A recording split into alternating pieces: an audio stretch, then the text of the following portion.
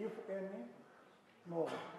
So I would like to present again once more Professor Fila Mulino, Director of the Business School, University of Wales, which is internationally recognized expert in banking and financial markets, and the person who has several unique features, but I would mention one of them. He is in the University of Wales, but last year, as far as I know, Barclays Bank sponsored his university branch in the City of London. You know that in London they have London School of Economics, London Business School, University, City University, and others. But if the top bank financing branch of the University of Wales in the City of London, it's a top recognition of the quality of education. I also would like to mention that Professor Molyneux trip over here has been sponsored by the foundation of Andreya Pальчевский, who used to sponsor Savik Schuster show on the TV1, and tomorrow Professor will be recording his participation in show on TV, on Ukrainian TV1. Please. Okay. Right, well, thanks very much for the invitation to speak at the university. The last time I was in Kiev was in 1994, which was quite a long time ago, when I visited the central bank on behalf of the Bank of England, and things seem to have changed quite a lot since then. So I have been to Kiev before, but this is only my second visit, so it's good to be back. And it's nice to be back when the weather is the same here as it is in the UK. I should also, first of all, apologise for my casual dress. My luggage is still at Amsterdam Airport at the moment and should be arriving this afternoon. So unfortunately, that's why I'm dressed not very formally, because I haven't got any clothes apart from these at the moment. This morning, I'd like to talk about a key issue in banking at the moment, which relates to large banks.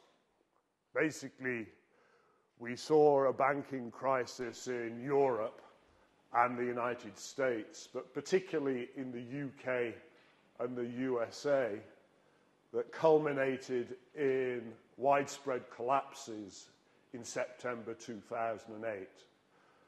And in September 2008, for instance, the US government had to nationalize Citigroup, so Citigroup's virtually a state bank.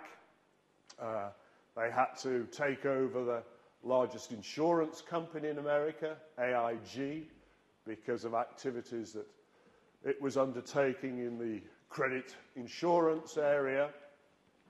All the major investment banks had to merge, so there's only with commercial banks.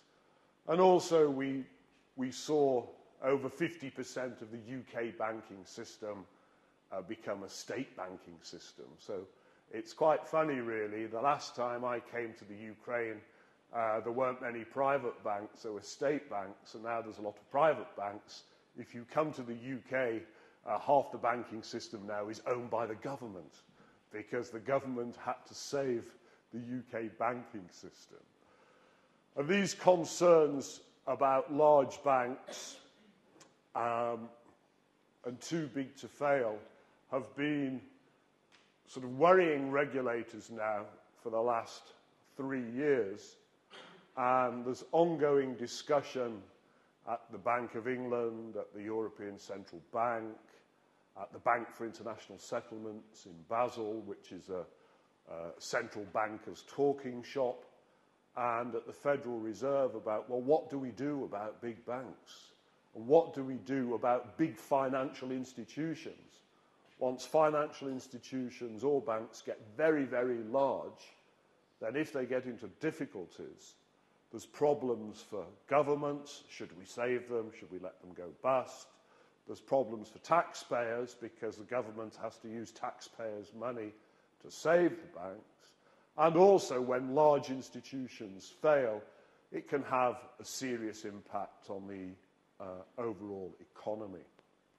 So there's a lot of work going on about large financial institutions. What should we do about them? And I know in Ukraine, I looked at Ukraine, and the Ukraine actually has quite a lot of small banks. So there's been quite a lot of talk in the Ukraine about, well, maybe we should merge all these little banks and make bigger and bigger banks, which might be quite good in one respect, because bigger banks may be more efficient, may be able to provide more resources to large companies, can provide larger financing. But on the other hand, if you have large financial institutions, they tend to be good when things are good, but they tend to be very bad when things get bad. So if a large institution fails, then there's a strong likelihood that the government will have to take them over, and that has implications for policy making, taxpayers, and ultimately for the growth of the economy. So today I'd like to present some work we've been doing with colleagues in Bangor on trying to look at how do we identify these strategically important or large institutions. There's been a shift away from talking about too big to fail. Too big to fail means you're too big. But during the crisis, some quite small institutions were saved. And small institutions were saved because it was believed, had some strategically important position to play in the economy. So now you'll see people talk less about too big to fail, and they talk more about too strategically important to fail. So you might not be big, but you may perform a specific function in the financial system that means there could be problems if you fail. And so that's why the paper I'm going to talk about is related to that. So they might be too strategically important in the economy. They might have implications for the overall running of the system. And so what I'd like to do today is give a presentation of some work we've been working on for a few years. The paper has, this same presentation has been given at the European Central Bank, the Bank of England, the Federal Reserve in Washington, and we keep getting more and more comments. So any comments that you have will be most welcome, because we keep on having to revise and update and revise and update, and that's one of the processes of research. But there is ongoing work at many international organizations on these types of issues. Too big, too strategically important, too systemically important, trying to identify features of these large, complex organizations. Okay, so that's the title. Can we roll on to the second? If I do that, and we can go to the second slide. Okay. Well, initially, the term too big to fail was first used when a large American bank failed in 1984. Continental Illinois National Bank was bailed out in 1984 at the cost of, was it 1.1 billion? And it was used formally in congressional hearings, saying this is too big, this bank was too big to fail. And at the same time, the US press listed 11 large banks that they said, these 11 banks in the United States are too big to fail.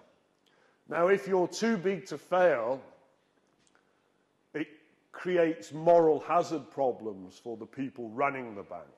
If I'm running a bank that's too big to fail, I know if I take too many risks and do bad things, and if the bank gets into trouble, the government will save me.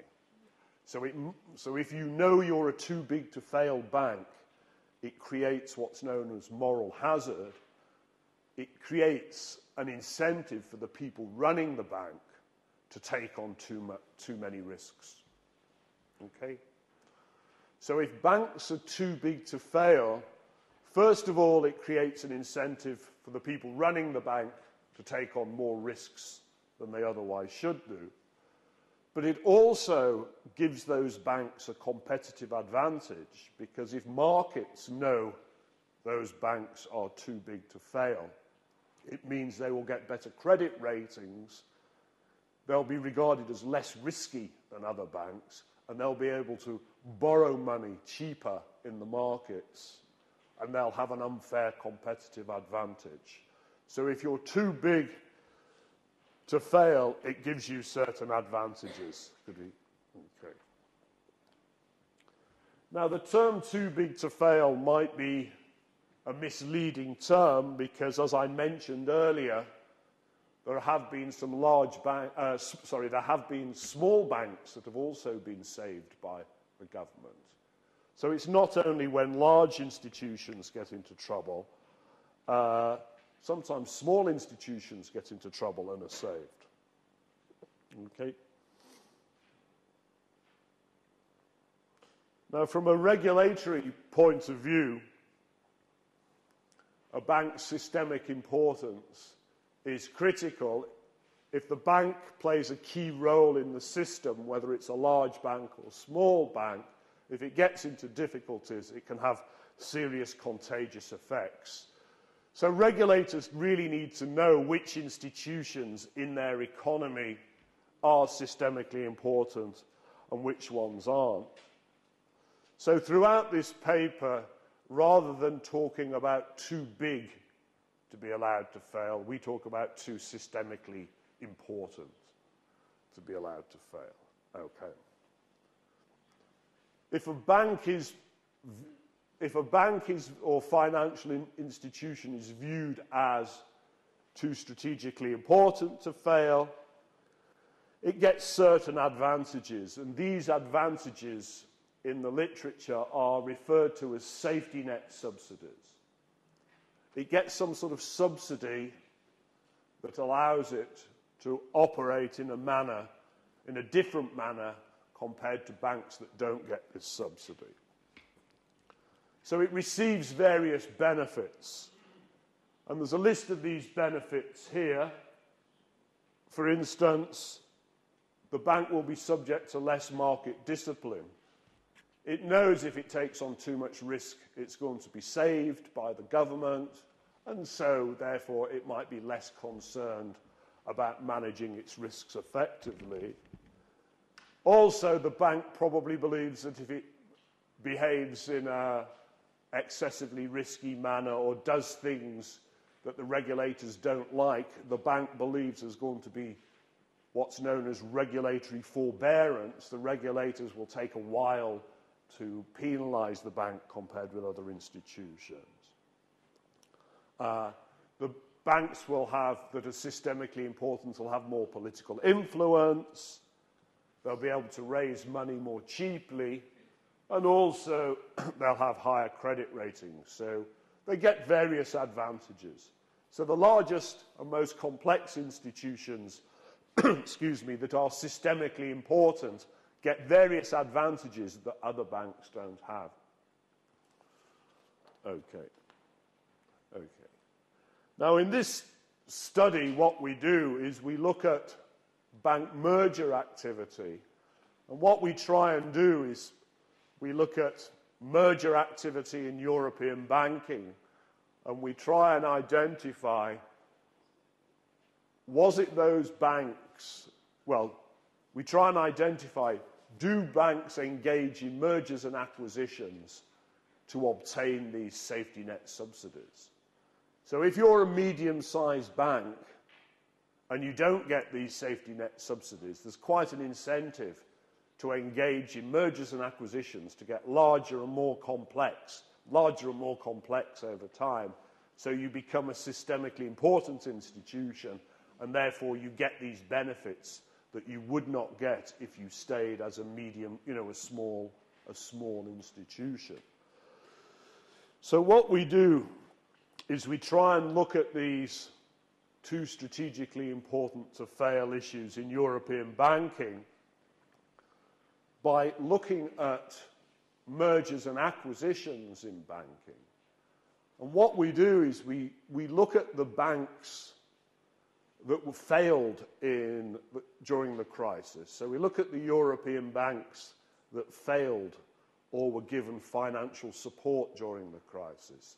So in 2008, there was approximately about 70 banks that failed. I've got a table later, I'll show you. There was quite a large number of European banks failed in 2008. And what we try and do is we look at those institutions and we try and see whether they engaged in more merger and acquisition activity in the years prior to the crisis to pick up these safety net subsidies. Okay. Now, there is a little bit, we're going on now to some of the, well, I think I'm one slide behind, but if we skip on to the next one, thanks. Okay. I think we're there. Okay. There is some literature that looks at these safety net subsidies. And a study by O'Hara and Shaw in the United States in 1990 looked at the 11 US banks that were believed to be too big to fail and found that there were positive stock market returns associated with the announcement that those banks were too big to be allowed to fail. So the market recognizes that banks that are too big to be allowed to fail have certain advantages compared with not too big to fail banks. Ed Kane from Boston, he's done quite a lot of work on these safety net subsidies and says banks pay higher premiums to acquire larger banks to get these benefits. So if you're a medium-sized bank, you look to try and acquire as big a bank as you can, and you will pay a higher premium to acquire those banks, because if you get larger, that you can gain some of these safety net subsidies. And there's been other studies, for instance, Schmidt and Walter, they say banks pay higher premiums for large acquisitions, and Brewer and Jagtiani say over a certain size banks pay higher premiums.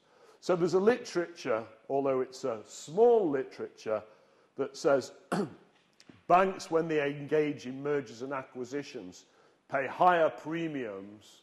In other words, they pay more relatively to acquire larger institutions. And this is primarily because they're after these safety net subsidies. They're wanting to get bigger and more complicated, so they get these benefits of being too systemically important to fail. Okay? Okay.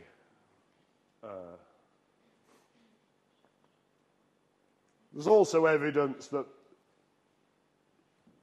banks achieving these particular size or complexity have higher bond returns and lower funding costs. Although Panatki and others have argued that, well, there might be a whole range of reasons why you pay more to acquire a larger bank other than safety net subsidies. Okay. I think a little arrow might come up now. Okay. Okay.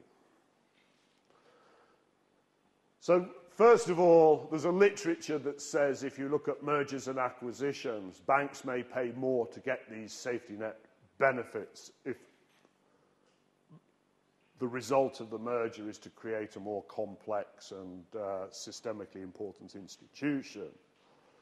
There's also, of course, a very large literature on systemic risk, trying to measure well, how do we know if the risk of the system is increasing? And of course, at the moment, this is very, very topical. If we look at what's happening in Europe at the moment, at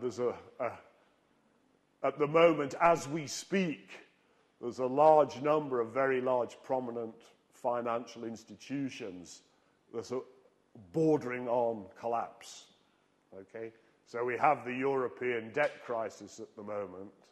There's a large number of prominent French, German, Spanish banks that are teetering on the edge of potential collapse. So measuring risks in the financial system overall and the macroeconomy overall is a very topical issue. But the literature on measuring systemic risk is quite basic. If one reviews, if I said to you, go and tell me how risky the Ukrainian banking system is, if you looked at the literature, what you would do is just go and look at the listed banks and look at how correlated their stock price returns are. If you see banks, the largest quoted banks, and if their stock returns are highly correlated, then typically the conclusion from that analysis is there's very strong interlinkages between the large institutions, and that must pose a greater systemic risk than compared with if the stock prices moved in opposite directions. So people look at stock price correlations to infer systemic risk, and they link that to the capital strength of the banking sector. There are other studies that use various other measures. So you can use stock price studies or you can use accounting measures. And what's become popular recently is to use these Z-score measures. And the Z-score basically just looks at the standard deviation of returns relative to capital. So if you have a lot of capital and your returns aren't very volatile, you don't pose a risk. If you don't have much capital and your returns are highly volatile, you are more risky. So there's a couple of types of measures. There's a stock price return measures and accounting measures that gauge risk. Okay. So what we're going to do in this study, if you're still awake by the time I finish, what we're going to do is we're going to look at merger and acquisition activity in European banking. We're going to look at the banks that failed during the crisis, and we're going to look to see if the banks that paid higher premiums to make acquisitions in the past, were the banks more likely to fail in the crisis than not. So in other words, was it banks that paid higher premiums to make acquisitions in the run-up to the crisis? Were they the ones most likely to fail during the crisis? So that's what our study tries to do. So the contribution of the studies are laid out. We develop an approach to try and identify these safety net subsidies. Okay? And that's a more technical piece, but I'll go through that quite quickly. We try and measure these safety net subsidies using a particular econometric approach. But what we do in general terms is we look at how much we look at how much is paid for banks to acquire other banks. We try and explain those premiums by a variety of factors, and the factors we can't explain, we call it this safety net subsidy. And then what we do, we have a measure of the size of this safety net subsidy, and then we try and link that to banks that failed and banks that didn't fail. So is it banks that failed in 2008, were they the ones that paid high premiums to get these subsidies from mergers and acquisition? Okay, so it's a bit fiddly. So the main contributions, there are 3 contributions of the paper. We developed this approach to arrive at these safety net subsidies. And we use this frontier modelling approach to arrive at these. Don't worry about that, I'll explain what those are.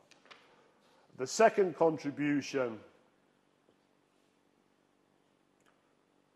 well, previous studies either look at safety net subsidies or examine systemic risk separately. What we do is we arrive at these safety net subsidies, look to see if banks that paid high premiums for M&A activity in the past to obtain these. And then what we do is we look to see if this behaviour has increased systemic risk in the banking system. So we try and relate this M&A activity and obtaining safety net subsidies with systemic risk. Okay. Now, measuring systemic risk is tricky, and the literature basically says systemic risk has increased. Well, of course it's increased because we've had a banking collapse in 2008. Although, what's interesting about the banking collapse in 2008, nobody predicted it. So regulators didn't predict it, academics didn't predict it, politicians didn't predict it. So the problem is measures of systemic risk aren't very good, you know, because there was a lot of work done on measuring risk, measuring the risk of individual institutions, measuring the risk of systems. Well, all that work has been shown to be relatively limited. What's been realized is all the work on risk management is effective in normal market conditions, but when you have extreme events, all the previous work is pretty much not of much use. So now people are working on extreme event measures of risk to try and pick up these extreme crisis situations. So we caution really about looking at systemic risk, but we try and do something in the paper to link these safety net subsidies to this. So what are the research questions? I'm not going to go through all these. The first question, do banks pay higher premiums to obtain these safety net subsidies? Okay. What is a premium? Well, it's basically look at the market valuation of a bank 20 days ago, and then we say, how much did the acquiring bank pay for this bank? And the bigger the difference, the higher the premium. So if a bank was valued at $1 billion 20 days ago, if the acquirer pays $2 billion, there's a $1 billion premium, okay? Now, of course, some of the banks being acquired aren't listed banks, so we have to use book values. But that's all the market premium is how much do we pay more than what we would expect the value of the business to be at a previous period, okay? So if we pay more, why would we pay more? If the market value of a bank is $1 billion 20 days ago, and now we're going to buy that bank for $2 billion, why are we paying all this more than the true valuation? Well, there might be a variety of reasons. And the literature says there's a lot of reasons why we pay premiums to make acquisitions. But one reason is to gain these safety net subsidies. So what we do is we have a simple model where we have premiums as a dependent variable and a lot of explanatory variables on the right-hand side. And we estimate these relationships for our sample of banks. And from the error term, the bit we can't explain from traditional explanatory variables, we say a part of that is due to this safety net subsidy. Okay? So first of all, we look at premiums to obtain this safety net subsidy benefit. And research question 2, does exploitation of these benefits lead to more systemic risk? And then finally, probably the least well, at least part of the paper we're least happy with, if you get these subsidies, does it lead to greater interlinkages between these systemically important financial banks? You know? So if banks gain these subsidies over time, is it those banks that gain these subsidies and become too strategically important to fail, do they become more interconnected over time? Okay, well now we'll...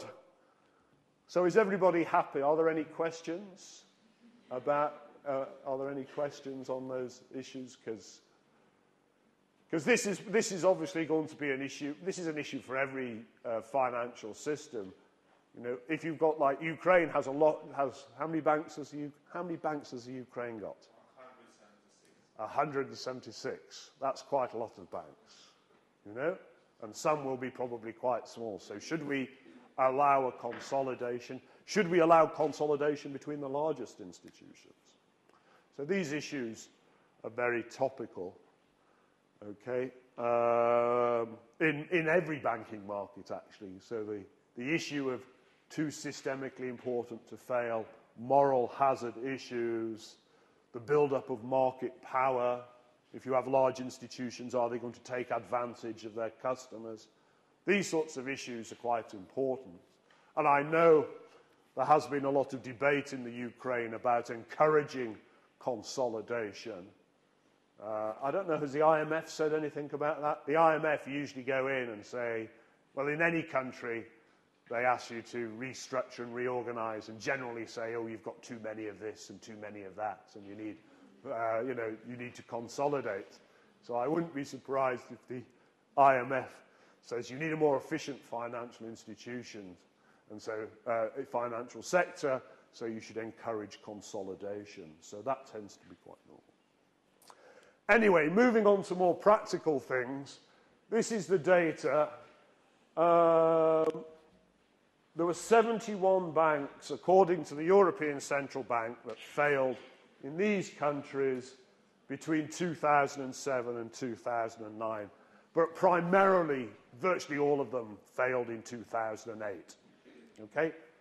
And most of them failed in September and October 2008, because that's when everything failed. So you can see there's 10 Greek banks failed, 10 UK banks failed, 12 French banks failed. Okay. So there was quite a disaster in the banking sector. So this is our sample. We say, well, these were banks that were failed but were saved. Okay? So they failed, but their governments supported them and bailed them out and saved them. So we say, well, this is our sample of two strategically important banks. They must be important or the government would not have saved them. Okay? So we say, this is our sample of two systemically important to fail banks. Because the governments in all these countries provided different types of support to save these institutions. So that's our sample of systemically important banks. So we look at these banks, so we get the names of all these banks. The governments have saved them, and we look to see if these banks engaged in merger and acquisition in the years up to this bailout. So were these banks engaging in mergers and acquisitions? Were they paying large premiums to get bigger? And what we find is that on average these banks were engaged in mergers and acquisitions and paying higher premiums than banks engaged in M&A that weren't saved. So there is some evidence that they were paying higher premiums to get larger to benefit from these safety net subsidies. Okay. So we've got these 71 banks. There are two systemically important to fail banks there. So then we collect data, hand collect data on mergers and acquisitions in Europe between 1997 and 2008 from Thomson One Banker. That's financial data set that has information on mergers as well as financial information of banks. We arrive at 173 mergers where acquirers take more than 50% control of targets. The sample is, the acquirers are all banks or mutual credit institutions. The targets can be banks, but they can be insurance companies and other financial firms, okay? So the targets are banks, insurers, asset managers, brokers, just other financial firms. And then we get more banking information from BankScope. Okay. So how do we arrive at these safety net subsidies? Well, we use a modeling technique known as stochastic frontier modeling. And you don't have to worry about what it does. But what it does is it's like a simple regression model where you have a variable, you have your y variable explained by a range of x variables, and you have an error term. Okay? And what the stochastic frontier modeling approach does is it breaks the error term down into two components, a white noise and an unexplained component. Now, you don't have to know the details, but basically what we do is, and I'll show you in a minute, we look at the literature on what explains bank premiums in mergers. There's a big literature on why do firms pay higher premiums. So we get our 177 mergers, we look at the premiums paid, and then we try and explain that with a variety of variables, standard variables. And what we do is the component that we can't explain is given by the residual that's broken down into these two parts. So what we do, we use a variety of variables to try and explain merger premiums paid in banking, excluding the safety net component. And then the unexplained element of the premiums, the error term, can be broken down into these two components, a random error and the one-sided deviation that gives you the the safety net subsidy, if anything. Okay. Okay, you might be a bit confused by that, but this is basically what we do, okay? This might be a bit clearer. We have a measure of premiums. The premium is just, if it's a listed bank, what was the stock market valuation of the bank 20 days ago? How much did the acquirer pay for the bank on the day? So the bank might have been worth 1 billion 20 days ago. If the acquirer pays 2 billion, the premium's 1 billion, okay? We also have banks that acquired that aren't quoted, and then we have to use the book value of the equity of that bank the previous year and compare that with how much is being paid. So we have these 177 deals and we have 177 premiums. Okay? And then we say, let's look at the literature to explain merger premiums. And the literature says, well, all these variables on the right-hand side have been used to try and explain premiums. They're just standard measures. So, for instance, we use a measure, an indicator of market power.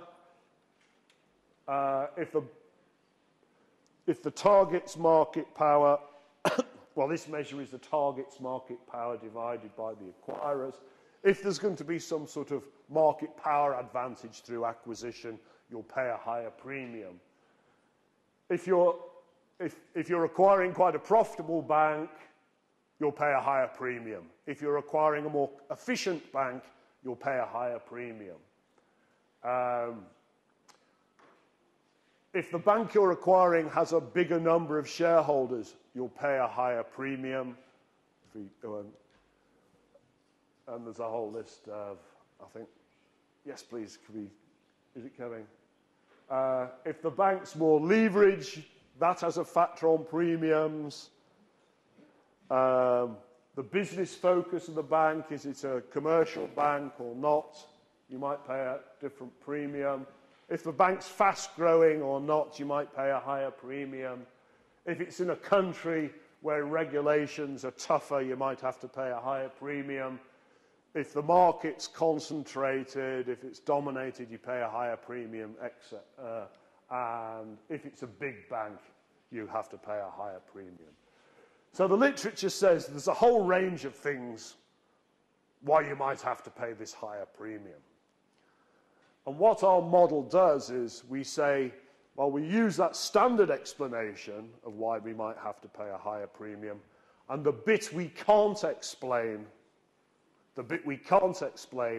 is our safety net subsidy. So what we're saying is we've got all the sort of things that people would say explain premiums. The things we can't explain, i.e. the error term, part of that is this subsidy. Okay? Okay, so here are our results on, well, some of the summary statistics. There's quite a big variation in premiums. You probably can't, I can hardly see them, so you won't be able to see them. What are the, well, let's move on, because that just gives a snapshot. If we move on to the next slide. Basically what we found was deals where the highest premiums had been paid were in Greece, followed by France and Portugal. So these are just estimates of these safety net subsidies. So we saw the highest premiums were paid for bank acquisitions in Greece, but then France and Portugal. And the years when the premiums were the highest was just prior to the banking collapse in 2005 and 2006. So banks were paying more for acquisition in the years just prior to the banking sector collapse.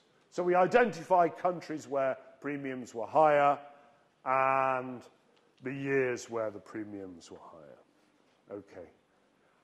And then this gives us the estimation of our model, where we have premiums are explained by a whole range of factors.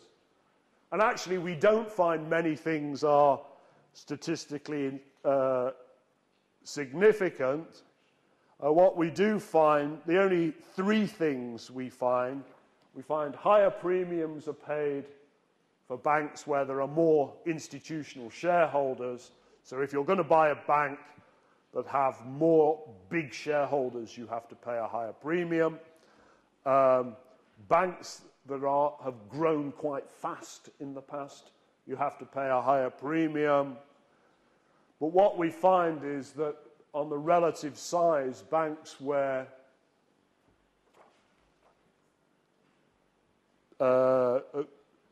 banks that are larger, you seem to pay a smaller premium, which is surprising. So the findings, if we move on, are here. We arrive at these safety net subsidies. We're going to look at those later. Okay. But the main findings from the model are that acquirers pay higher premiums for fast-growing banks. They pay greater premiums for smaller institutions, and they have to pay higher premiums for banks with a larger number of institutional shareholders. Okay.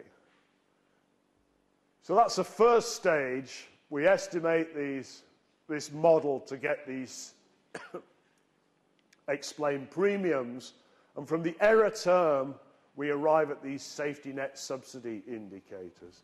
We take the measure from the error term and plug it into a logistic model where the dependent variable is a 1-0 variable. It's 1 if the bank failed and was saved, bailed out bank, and it's 0 for other banks. And we look to see if banks that were bailed out paid higher safety net subsidies. So we take this subsidy measure from the first estimation, the error term, and we put it in the right-hand side of this logistic model. So we have a model which has banks that were saved and other banks. We have our subsidy measure, and then a range of other things we think are important in explaining whether you're going to be bailed out. So maybe if you're more leveraged, or if you're bigger, or if you're relatively large compared with the banking system, if you're more complex, you're more likely to be saved. Okay. So basically we do a two-stage estimation. We arrive at these safety net subsidies, and then we look at the banks that were bailed out and ones that weren't bailed out, and we look to see if those bailed out paid these higher premiums. Okay. Okay, and then if we skip on, here's some of the explanatory variables. Well, it's quite difficult for you to see, so I'll skip on to the main results. What we do find is banks that were bailed out did actually pay higher premiums in their acquisitions compared with banks that weren't bailed out. So there seems to be something in this. They also, the other variables that are important is the relative size variable. So they paid higher, so banks that were bailed out paid higher subsidies, were larger, and were in, operating in banking systems with relatively tough regulatory environments. So the main findings were that safety net subsidies gained in the pre-crisis period, okay, if you were a bank who engaged in mergers and acquisitions and paid high premiums, you were more likely to be bailed out during the crisis than banks that hadn't done that. Okay? So that's what we find. Having said that, you know, the sample size, because of the number of M&A and the number of bailed out banks, there has to be a bit of caution, because the sample that we're using with is actually pretty close to the population, but there are some issues with the sample size. So then the next stage of the paper, which I'll skip through quite quickly,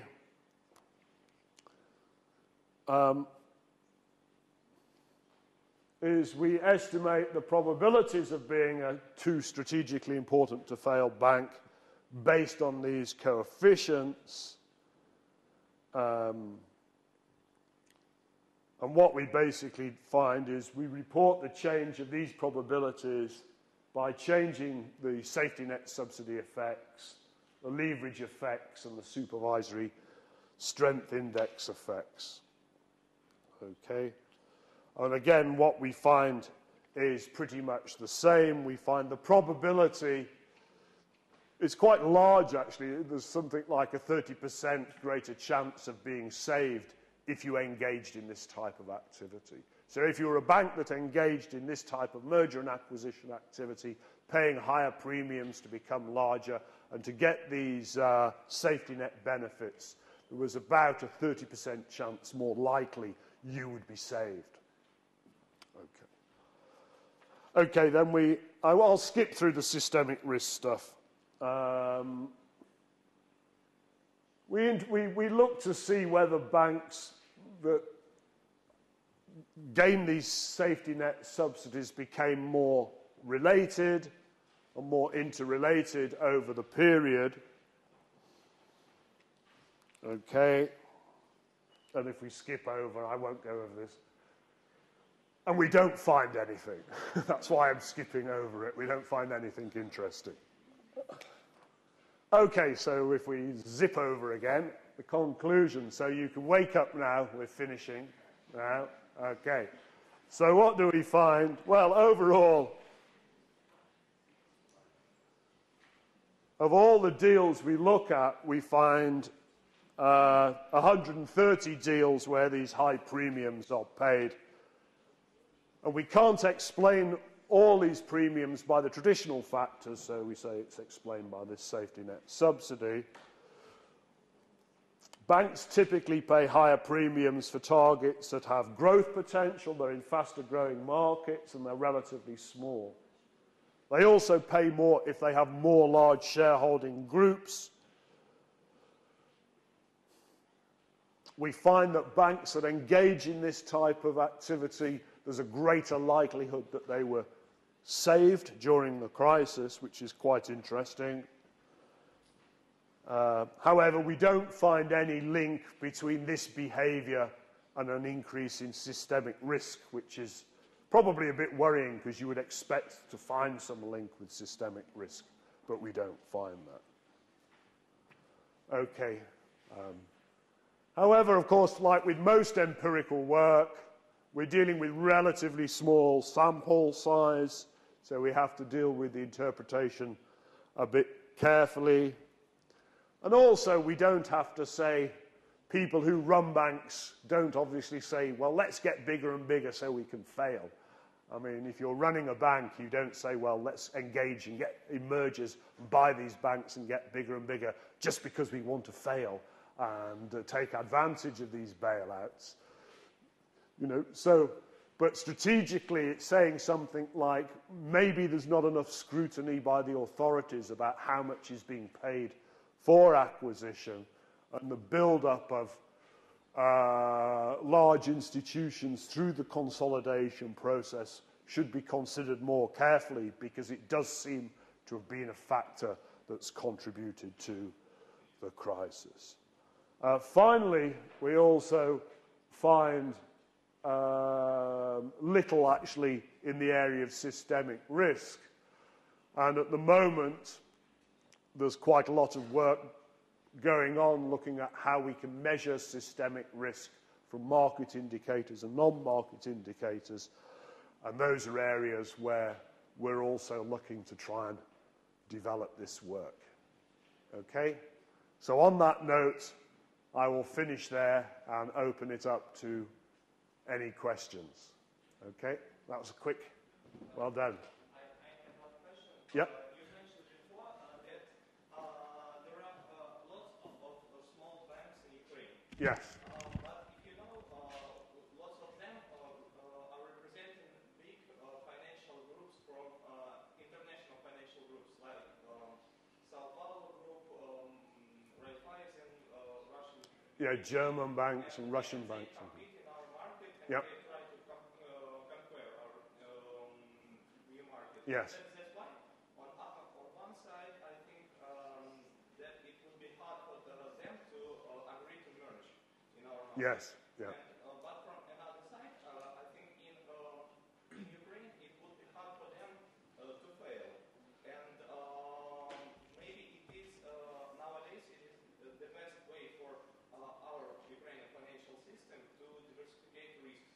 Okay. No, that's a good point. What do you know? What proportion of the banking system is foreign owned in the Ukraine? Is it a high percent? Our top 10 banks, only, as I remember, only one bank is native Ukrainian. And other banks Okay. have foreign capital. Yes. They may name Ukrainian name, but Yeah. they have foreign capital. No, that's a good point. I mean, obviously they're not going to be independent if they're foreign. I mean, and I don't know the proportion of foreign ownership. So yes, you could only talk about 37, is it? So you could only talk about consolidation between the other institutions. However, what we have seen in other markets which have a high foreign bank presence is quite often, well, not often, there's evidence that the foreign owners will sell the foreign owners might sell their stakes to a domestic owner, you know? So then there could be more opportunities for consolidation. But yes, at the moment, if you have quite a high foreign bank presence, it's unlikely to be consolidation between those because they are owned by foreign institutions. So I'd only be talking about consolidation between the domestic institutions. Maybe foreign capital is a way to make our financial system stable, pretty stable. Maybe. Yeah, I mean, there's a big debate about the role of foreign capital in other markets, whether it makes it more stable. There was quite strong evidence, actually, after the 2008 banking crisis. There was concern that many of the Western European banks in Eastern and Central Europe would withdraw their activity. But actually, that's what people thought before there was a crisis. But in reality, actually, the subsidiaries in Eastern and Central Europe, they actually did better and haven't contracted as much as in the home-based market. So actually, your point about stability, there is some evidence at the moment that having a substantial foreign presence actually has contributed to more stability in say, these markets than in the home markets. But I mean, but if you look at it over the longer term, you know, if things get worse in Western Europe, which they might, well, there's a higher probability that it's going to get worse than it's going to get better at the moment. You know, history tells us that when countries have difficulties in their home market, they withdraw their foreign operations. So if you go back to the 1980s, well, if you I'll go back further. At the end of the 1970s, the American banks had the largest international presence, but they had problems in their domestic market in the 80s, so they withdrew substantially, particularly in London and elsewhere, and the Japanese banks replaced them. The Japanese banks expanded rapidly in the 80s, but then the Japanese banking system had problems in its 90s, so the Japanese went back. And then who replaced the Japanese? It was actually Western European banks. You know, Spanish banks coming to Latin America, German and other banks coming to this part of the world, and Italian banks coming to this part of the world. Well, if you have problems in Germany, Italy, then not instantaneously, but over time, they will reduce their exposure because they're always more concerned. So history tells you, if you have problems in your domestic market, over time, well, banks will go home, you know. So it could lead to more problems down the line. Okay, thanks. Yes? I have a question about screen bailouts. You said that Yes. it is government owes a lot of money to save their banks, but is it fair to help those banks because they get competitive advantage due to it, and maybe it is better to let them fail? Yeah. Which just means that they operated inefficient, maybe, and in such a way, taxpayers wouldn't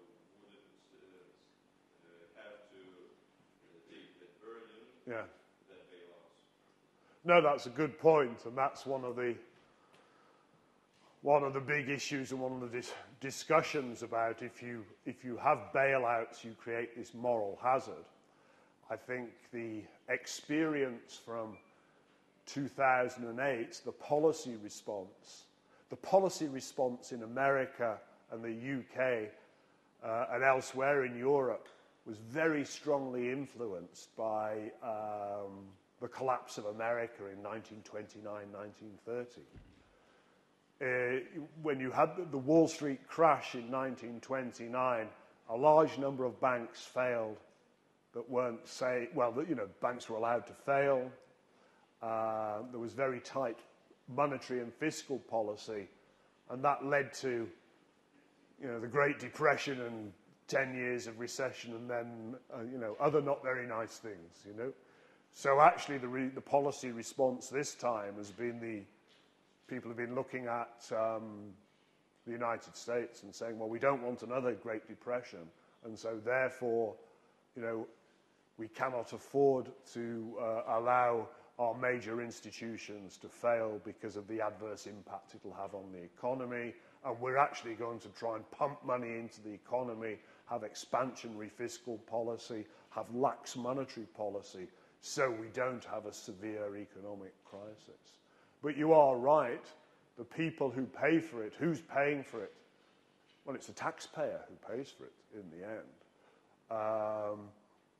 And so now governments are trying to say, well, how can we resolve it? Well, one way of resolving it is by not having big banks. Just have lots of little banks. You know, if you have lots of little banks, then if a little bank fails, then you can deal with it. Maybe there'll be contagious effects, but the problems won't be as severe. When you have a major institution fail, like, you know, if you look at the two Swiss banks, UBS and Credit Suisse, I think their assets are larger than the GDP of the whole Swiss economy. You know, so if those banks fail, you know, the Swiss economy fails, basically. So they know they're too big to be allowed to fail or too systemically important. The Dutch banks, ABN AMRO, Rabobank and ING, you know, that's 85% of the banking system. You know, if those institutions get into difficulty. So I think you're right. It provides these institutions with an unfair advantage because they get these. But because they're so important for the economy, it means that policymakers really don't have much option. You know, if the big banks fail, then the whole economy could collapse. But of course, what they could do is pay more taxes, these banks.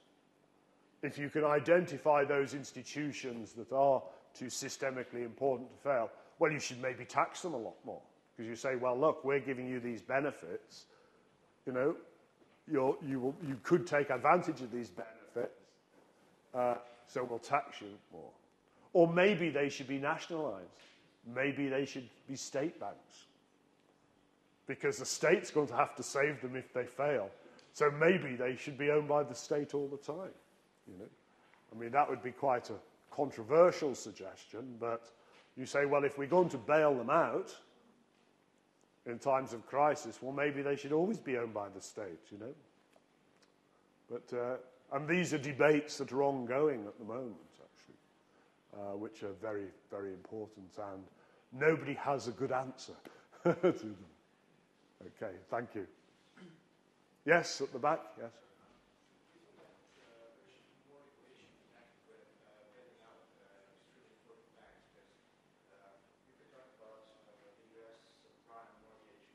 Yep.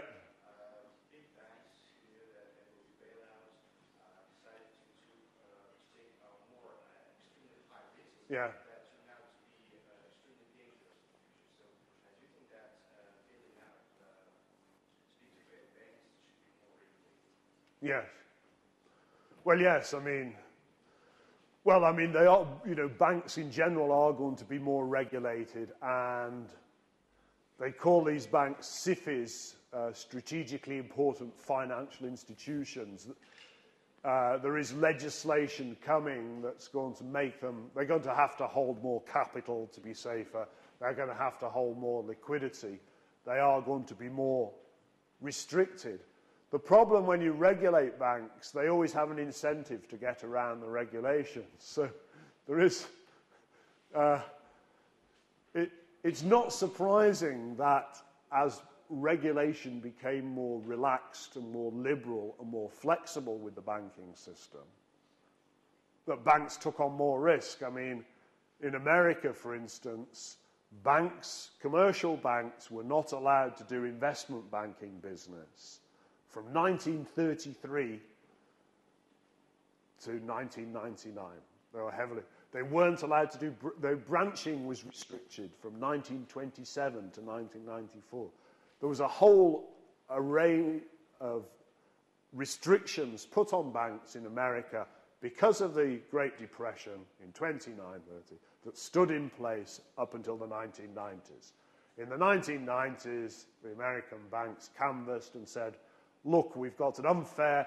We can't compete against the Europeans. We can't compete against the Japanese because of these restrictions. You should liberalize us So in 1999, they got rid of Glass-Steagall, which allowed commercial banks to do investment banking business. And within 8 years, we have a major banking collapse because of commercial bank heavy involvement in securities activity. So if banks, banks cannot regulate themselves, and that's the lesson that's been learned from this crisis. The regulatory environment was too lax. The regulators found it difficult to capture or understand what the banks were doing. And so now there's a whole range of new legislation coming in.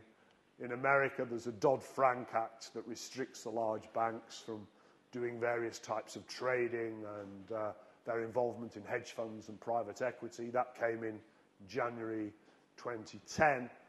But nevertheless, when you impose regulations on banks, the first thing they think is, how can we get around these regulations? Okay? And so regulators, I think, now are going to be much tougher. They're going to restrict the activities of institutions, and that's being reflected in some of the new rules that are being written by the Bank for International Settlements and various central banks around the world. The problem is the regulators are captured by the banks. Some of the transactions are so complicated, the regulators just haven't got a clue or find it very difficult to understand the complexities.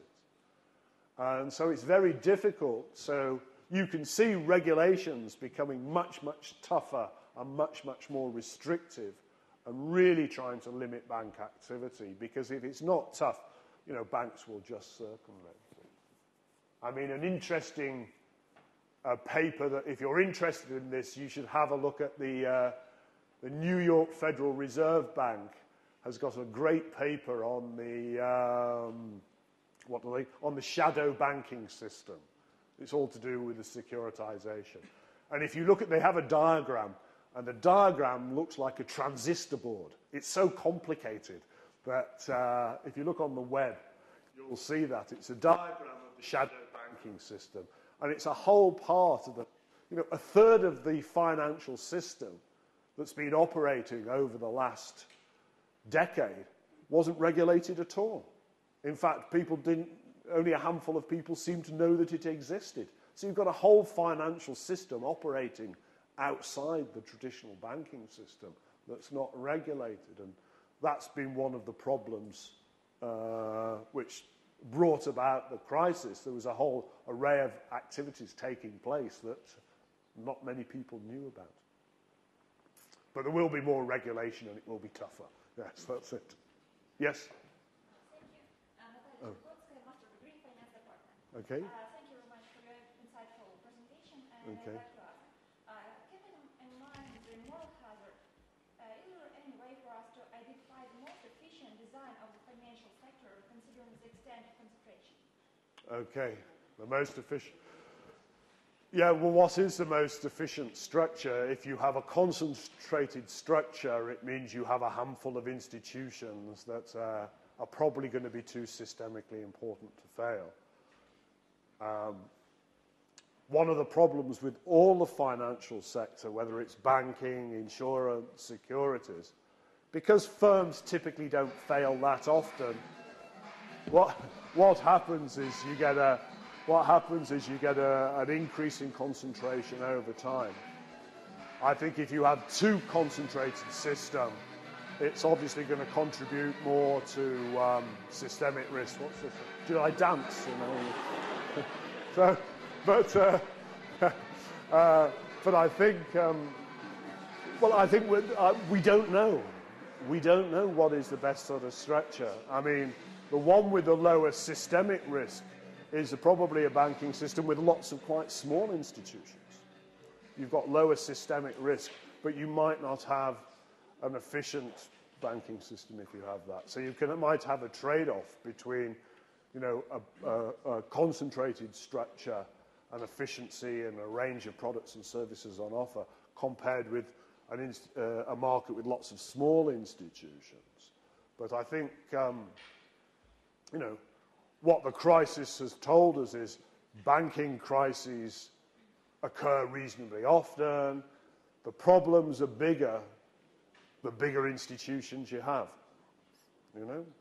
So I think the better sort of financial structure is probably to have a range of, you know, modest-sized financial institutions and not so many large institutions. And if you have large institutions, they have to be regulated much, much tougher than they have been in the past. Okay? Okay. But there's no real answer to your question. Yes? Sorry. Yeah.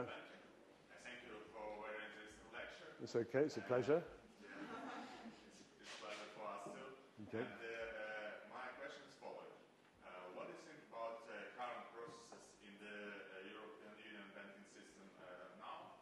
And for example, how do you think how the new requirement of European Central Bank for additional capitalization of the banks for more than 100 billion euros Yeah. will influence on this merger and acquisition? Well, I think all large institutions will have to hold more capital, and because you have to. How do you buy an institution? Say, if you're running a bank and you want to buy another bank, well, how do you do it?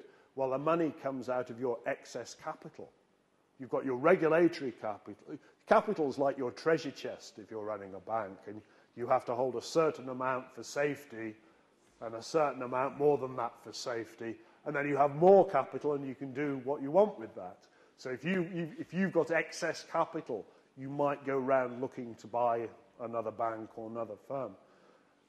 If you haven't got that excess capital, then you have to try and issue more stock to make the acquisition. At the moment, there's a shortage of capital, so there's not going to be a big consolidation trend unless it's forced by governments in the short term. So any increase in capital requirements will restrict banks' ability to make large acquisitions as well. What's going on in Europe at the moment, I mean, it's quite simple. You see all these complexities, and we were talking about it yesterday evening. If you look at what the European Central Bank doesn't mind pumping cash into the banking sector. You know, there's French banks and Spanish and Italian banks that are in serious trouble, okay? They've got liquidity. In fact, banks are stopping lending to each other.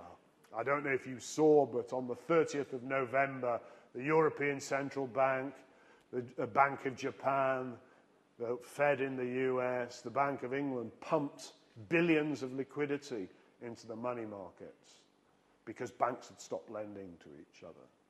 And the rumor was that some large European banks were virtually going to fail. Okay, and this was 2 weeks ago. What's happened now is the European Central Bank, after the summit on the 7th or 8th of December, basically they've said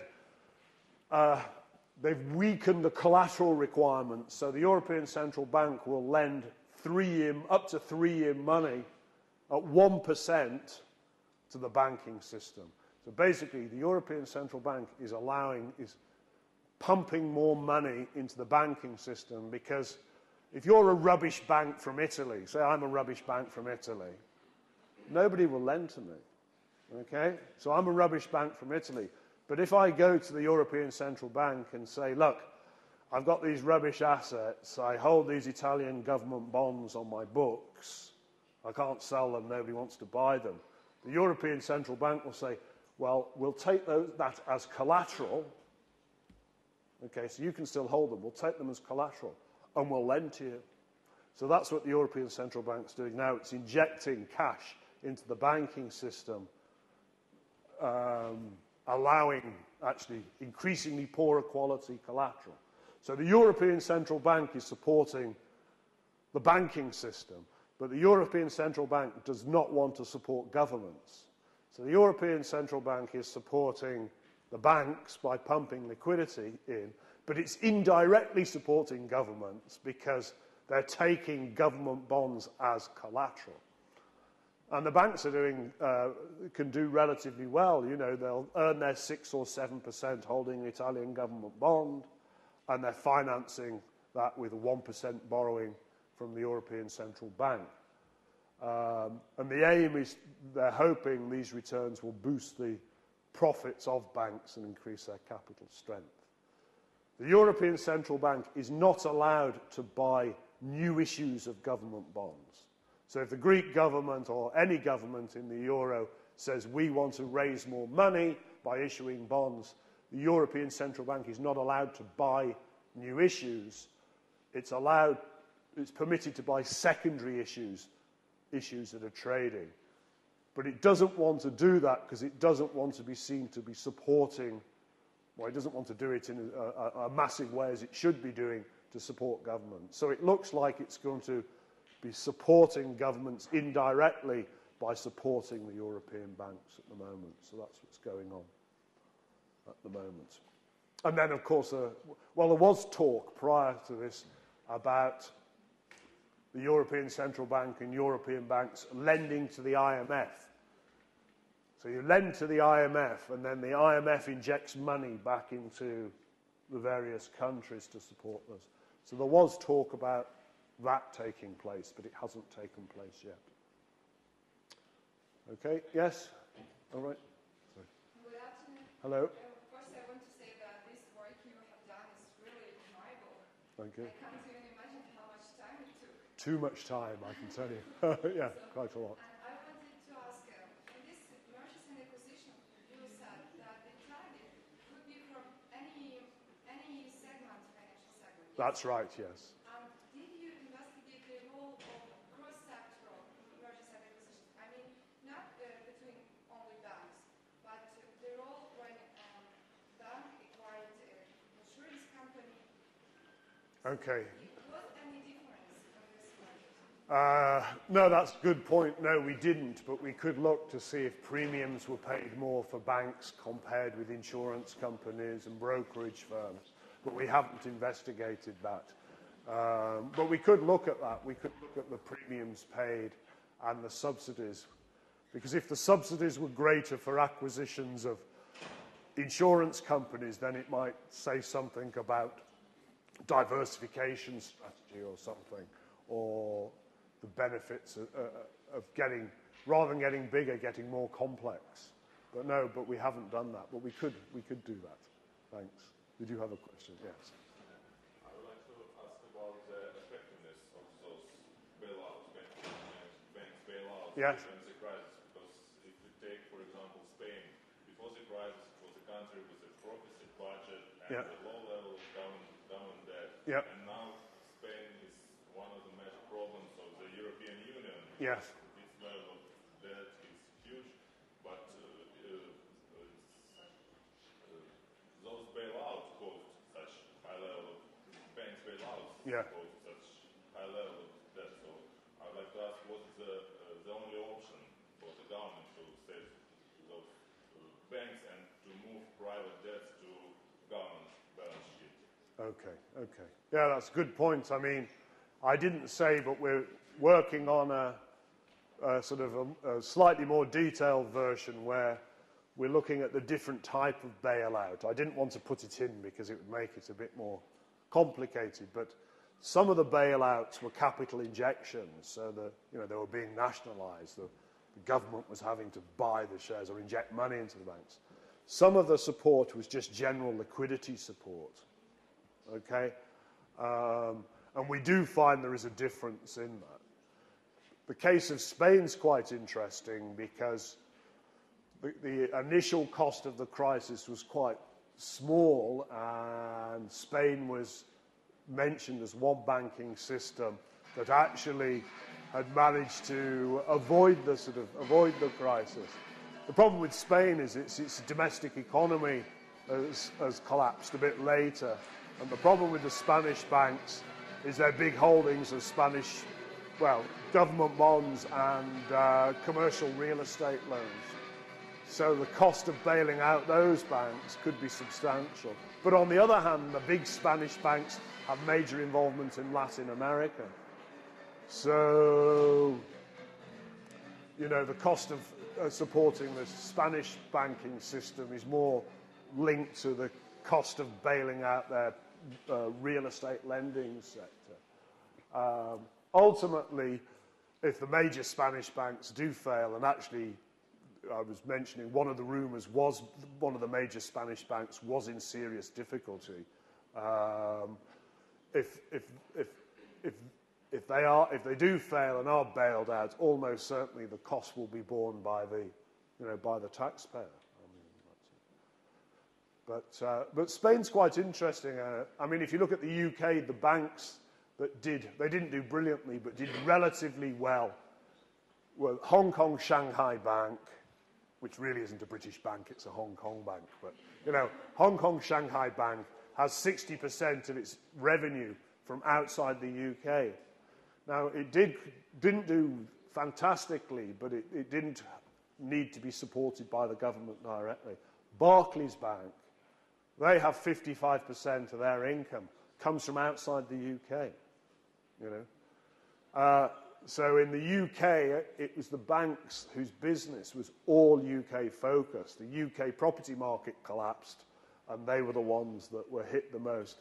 And because the UK market was quite competitive, the big banks that focused very much on the UK, they were the ones, their returns from the UK business wasn't that strong. So that's why they were forced to, well, they weren't first, but they were strongly encouraged to get into the securitization business, because that was very profitable. Whereas the HSBC and Barclays, yes, they did the securitization business and quite a lot, but they weren't as dependent on it for growing their profits because they were operating in profitable Asian and Middle Eastern and other markets. So now the Spanish banks might survive a real downturn because of their operations in Latin and Central America. That might help them. But the rumour on the street is there could be problems in Spain quite soon. So it might not be that good for them. Okay, I can stop dancing. No. Okay. One more.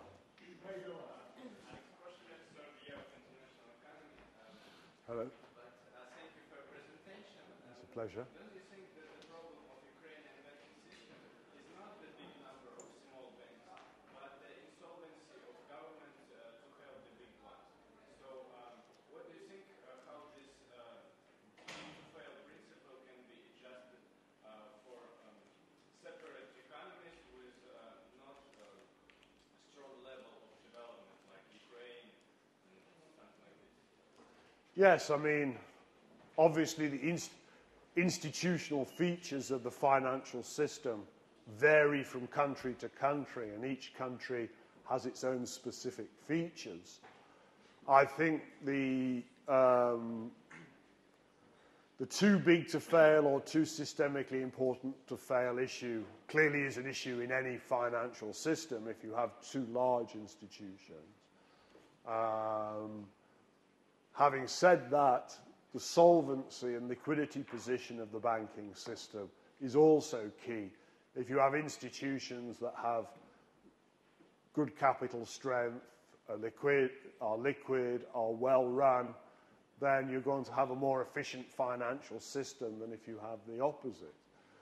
I think governments providing support to large banks, it's difficult to know in which direction that support should come. Are you saying that if there were problems at the big banks, the government would have difficulty in supporting them at the moment? So if there were problems with the large banks in the Ukraine, I thought the Ukrainian president said you were going to be saved by the Chinese a few days ago. I wouldn't bank on the Chinese saving anybody apart from the Chinese. So almost certainly the IMF would have to come in and support the major banks if there was problems. The Chinese will not come in and support a country's banking system, I don't think. Okay, that's all I can say. Okay.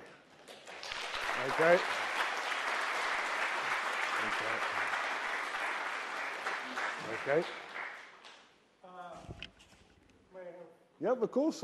It's your outfit. Yeah. You really got a unique opportunity to listen and digest the same research results which has been presented to IMF, to European Central Bank, and to Bank of England. I hope that this could be considered by students as up to date, because majority of them now are finishing their term papers or master papers. Oh, right. And I hope that the number of those who are going to switch from copy-paste technology to true research technology will be increasing after your presentation. Okay, well, I hope so.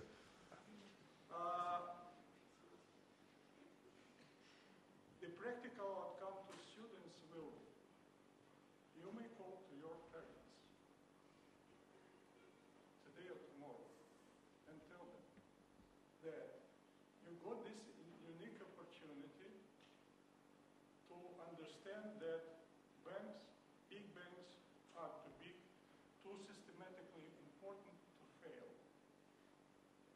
You also could tell your parents that your Ukrainian teacher also advise you that students are too systematically important to fail. So you may call for extra subsidies from parents just before the session. Or safety net. Or safety net. Yeah. I would like to thank Professor Fila Mulino for the unique opportunity to listen, to understand, to digest, and to follow. And I think that your next visit to Kiev and to this economic faculty will be with much more smaller gap than the gap between your first and second visit. Yes, I'm sure it will. Thanks very much. Thank you. Thanks for coming as well. Good. Okay, thank you.